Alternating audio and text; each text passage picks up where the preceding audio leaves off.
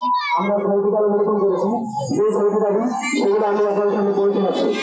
আমাদের প্রথম দাবি আছে অনতি বিলম্বে মার্কিন মদদে ফিলিস্তিনে যে গণহত্যা চলছে সেই গণহত্যা বন্ধ বাংলাদেশের পক্ষ থেকে রাষ্ট্রীয়ভাবে আহ্বান জানাতে হবে এবং বৈশ্বিক পরিমণ্ডলে ফিলিস্তিনের পক্ষে জনমত গঠন এবং পূর্বকে চাপ প্রয়োগ করতে হবে।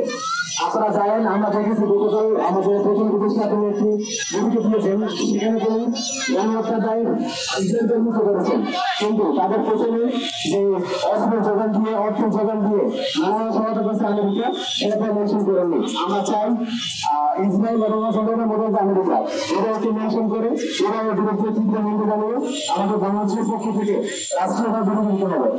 আমাদের 2 নম্বর দাবি আছে আমেরিকান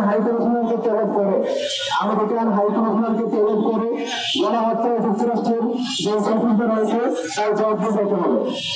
আমাদের তৃতীয় দাবি হচ্ছে চাল বিলম্ব না করে পাসপোর্টের পুনরায় এক্সেপ্ট ভিসার কথা ফিরিয়ে আনতে হবে। আপনারা জানেন, বাংলাদেশ সৃষ্টির পর থেকেই আমাদের পাসপোর্টে এক্সেপ্ট ভিসার কথা লেখা ছিল, অর্থাৎ বাংলাদেশের পাসপোর্ট পৃথিবীর সকল দেশের জন্য ভ্যালিড, শুধুমাত্র ইসরায়েল বাদে। আমরা চাই অবিলম্বে বাংলাদেশের পাসপোর্টে পুনরায় এক্সেপ্ট ভিসার কথা ফিরিয়ে আনতে হবে।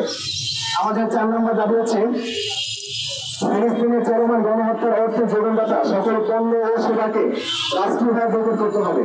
ফিলিস্তিনের চলমান গণহত্যা এর অর্থ যোগানদাতা সমস্ত পণ্য এবং ব্যবসায়িক সেবাকে বাংলাদেশের পক্ষ থেকে রাষ্ট্রীয়ভাবে বৈধ করতে হবে এবং তাদের দেশের সাথে রাষ্ট্রীয়ভাবে অর্থনৈতিক সম্পর্ক ছিন্ন করতে হবে। আমাদের 5 নম্বর দাবি হচ্ছে